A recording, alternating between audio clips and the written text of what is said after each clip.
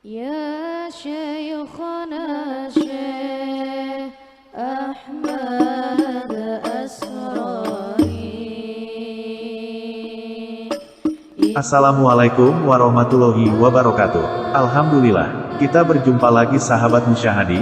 Kali ini kita akan melanjutkan materi tentang fadilah, daripada manfaat as-sholawat al-husainiyah atau basyairul khairat. Sebelum kita mendengarkan materi ini, terlebih dahulu jangan lupa untuk tetap bersyukur kepada Allah Subhanahu wa Ta'ala atas nikmat iman dan Islam. Jangan lupa tetap selalu berbakti kepada kedua orang tua. Yang sakit semoga Allah Subhanahu wa Ta'ala menyembuhkannya. Yang masih ada hutang semoga Allah Subhanahu wa Ta'ala memudahkannya dalam melunasinya. Jangan lupa untuk mendukung channel kami supaya kami bisa mengembang dengan subscribe, komen, like and share ya, karena semua itu gak bayar alias gratis. Jangan lupa menekan tombol loncengnya untuk mendapatkan notifikasi setiap video baru yang kami upload. Terima kasih.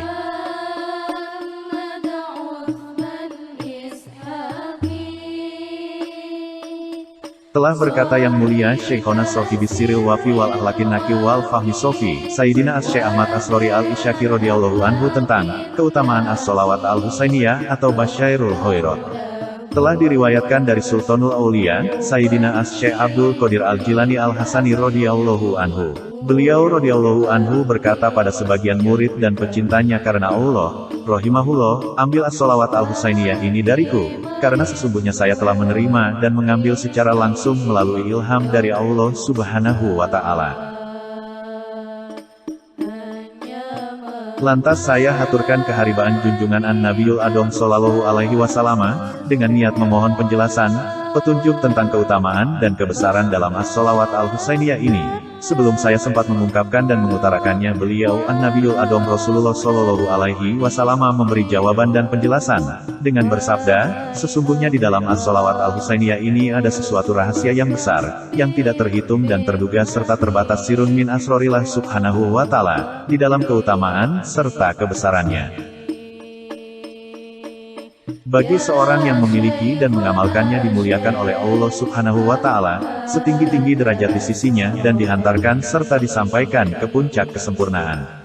Dan bagi seseorang yang mempunyai suatu kepentingan yang sangat penting dengan berperantara wasilah membaca as-sholawat al-husainiyah, tidak akan tersia-sia dan hampa prasangka baik dan harapannya atas luas dan agungnya rahmat Allah Subhanahu wa Ta'ala, tidak tertolak segala doa dan permohonannya keharibaan Allah Subhanahu wa Ta'ala. Serta bagi seseorang yang membaca as-sholawat al-husainiyah, walau hanya satu kali, atau hanya sekedar membawanya saja, akan diampuni dosanya oleh Allah Subhanahu wa Ta'ala, dan dosa orang yang menyertainya dalam satu majelis atau kumpulan, jamaah. Menjelang roh dan ajalnya telah tiba untuk kembali ke pangkuan rahmat dan pengampunan Allah Subhanahu wa Ta'ala, maka turun dan mendampingi serta menyertainya 4 al-malaika ar-rahmah yang membawa rahmat dan perlindungan dari Allah Subhanahu wa Ta'ala.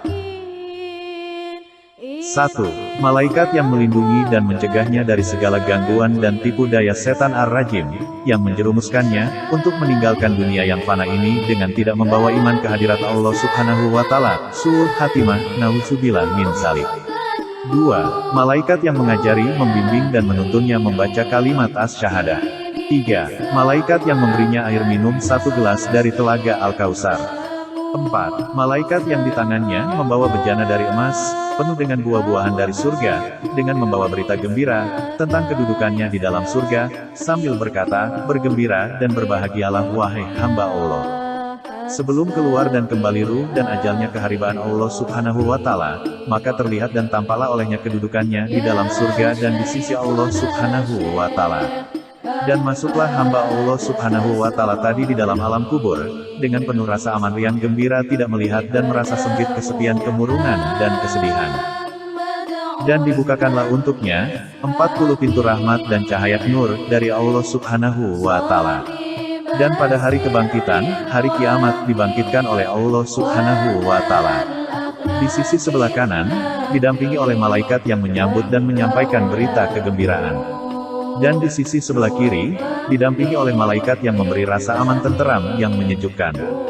Dan dikenakanlah atasnya, pakaian busana yang indah dan mewah, dan dihantarkan untuknya, sebuah kendaraan yang mewah dan megah, tidak ada rasa sesal dan sedih serta menderita.